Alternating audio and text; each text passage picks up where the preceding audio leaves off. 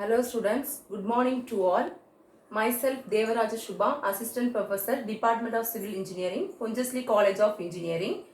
Subject code is C8702, Railways, Airport, Docks and Harbour Engineering. So in this class, I am going to discuss about geometric design of railways. So which comes under the unit 1, Railway Planning and Construction. So what is geometric design of railways? So this geometric design refers to the layouts and dimensions of the railway track. That is visible features of the railway track. So this geometric design is the essential element for the effective functioning of the railway track. This is used to formulate plans, schemes using straight lines, circles, triangles, Horus forms, patterns, etc. So this is about geometric design of railways. The geometric design elements are gradients, horizontal and vertical curves, super elevation, transition curve, widening on curves. So gradient is nothing but the rate of rise or fall with respect to the ground is known as gradient. Then horizontal or vertical curves. So if there is a change in direction when the vehicle is moving and if there is a change in direction takes place, that is known as horizontal curve. So if there is a change in gradient, that curve is in the curve. If there is a change in gradient, that curve is known as vertical curves. So next one is the super elevation. So when the vehicle or when the train moves over the track, what happens is, that is when the train in horizontal curve, when the train moves through the track, what happens is in the curves, the centrifugal force will act on the vehicle, that is act on the train. At that time, the centrifugal force tends the body to move outwards from the track.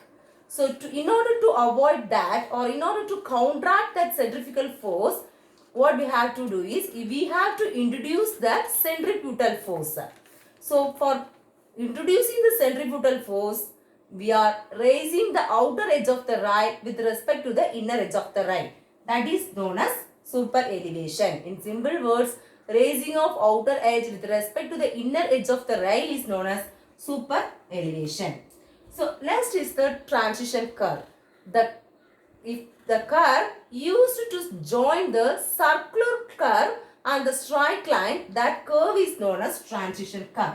Then widening of curves. The curves are widened. So if the vehicles or if the train moves through the railway track, it has two axles. There is front axle. This is front axle and this is rear axle. So when the front axle strikes against the track, the gap will be produced by the rear axle. When the front axle moves through the track, the gap is produced. The gap is produced in the rear axle of the outer rail. So in order to avoid this gap, the curve is widened. That is widening on curves. So let's see about gradients. So what is gradient? The departure of a track from level. The departure of a track from level is known as gradient. That is the rate of rise or fall with respect to the ground is known as gradient. The gradient is divided into two types. That is rising gradient and falling gradient. If the gradient falls in the direction of the movement, that is known as falling gradient. If the gradient rises with respect to in the direction of movement, that is known as rising gradient. So this gradient is classified as ruling gradient, momentum gradient, pusher or helper gradient, station yard gradient. Next, the gradient will be always denoted as percentage or 1 in 100 or 1 in something. So let's take this triangle or take this as a refer as a ground. So the gradient is here. So 10 meter, this is horizontally it is 2 meter and vertically 10 meter. If then the slope, that is slope or gradient is equal to horizontal by vertical, that is 2 by 10 is equal to 1 by 5. We denote it as 1 in 5. Always we will denote this is 1 in 100, 1 in 200, 1 in 150. Like this only we denote it. So this is the rate of rise. Here the rate of rise with respect to the ground is denoted. So that is known as gradient. So first one is the ruling gradient. So ruling gradient is the maximum gradient. So no other gradient will be steeper than this ruling gradient. This is the maximum gradient provided in the railway track, allowable in the railway track. This ruling gradient, what they do is they restrict the hauling power of the engine to move through this track. They restrict the hauling power. So depend upon this power of the engine, only this ruling gradient is decided. So in plains it is less than 3% and in hilly regions it is greater than or equal to 3%. So in special cases, this momentum gradient, pusher or helper gradient and station yard gradient is provided.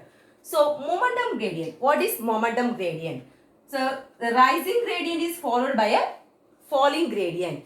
So when the train falls down the falling gradient or any vehicle falls down the falling gradient, a momentum is acquired by this vehicle. So due to this momentum, what happens is it goes through the rising gradient. It can move easily through the rising gradient. So in the rising gradient point, there no signals or slowing down of vehicle will not be provided. They restricted the slowing down of vehicles as well as they restrict the stopping of vehicles in that region, because in that point the momentum will become zero. So due to this energy only, due to this momentum, the additional kinetic energy is given to the vehicle, and due to the energy only, the vehicle was moving through the rising gradient.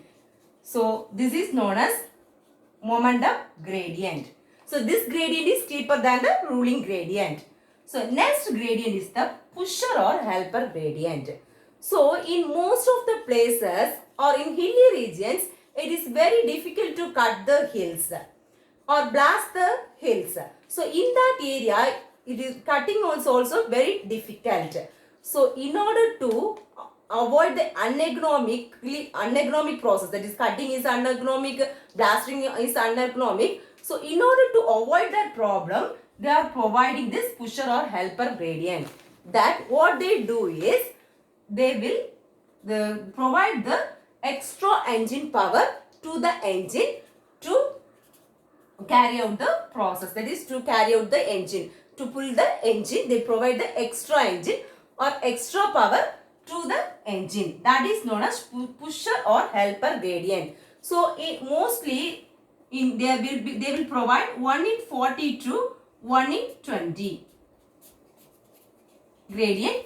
gradient. So in Darjeeling 1 in 20 is provided. So in central railways between Coimbatore and Bangalore, this pusher or helper gradient is there. Next is station yard gradients. So in stations, it is very difficult to move the bogies, that is wagons, from one point to station point to the moving point. So in that purpose, for that purpose, the gradient is provided. And for the drainage purpose also, the station yard gradient is provided, but it is provided in the station yard only. So this is of 1 in 1000 to 1 in 400 to 1 in 400. Next one is the grade compensation on curves. So what is meant by grade compensation? From the word itself, we can understand it. Grade is compensated. Gradient is compensated. So if we are providing ruling gradient in a area or in a curve, grade compensation on curves. So ruling gradient.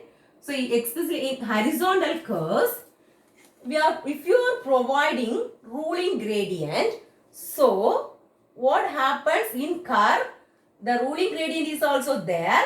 If the vehicle move in the curves, what happens? Centrifugal force will be acting on it. So because of this, what happens is this ruling gradient, this track or this outer rail get disturbed. Outer rail get disturbed. So in order to compensate that, what they are doing is they are compensating or reducing the gradient, that is reducing the ruling gradient in that area. This reducing ruling gradient in that area is known as grade compensation on curves.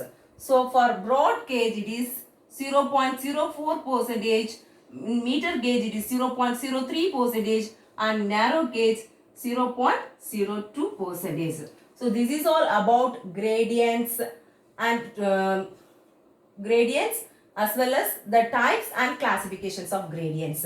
So let's see the worked example of this gradient. Ready?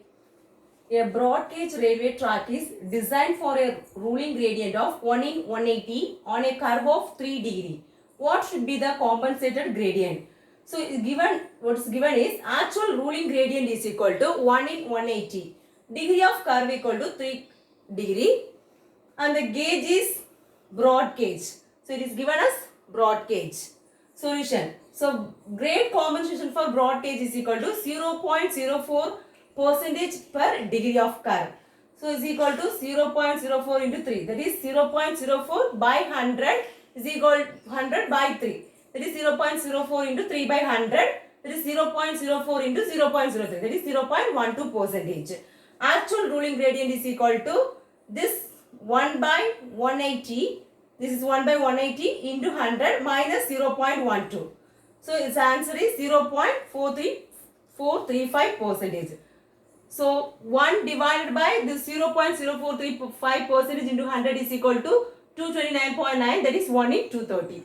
So next problem is ruling gradient is 1 in 150 for meter gauge for 4 degree curve alignment. Find the grade compensation. Here the degree of curve is 4, ruling gradient is 1 in 150 and it is given as the gauge is given as meter gauge.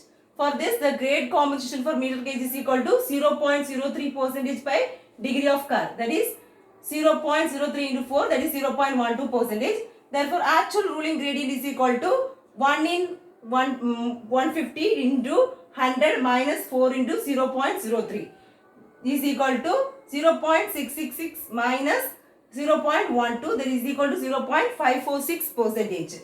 So is equal to 1 by 0.5460 into 100, that is 182.9, that is 1 in 183. So next class we will discuss about super elevation. Thank you.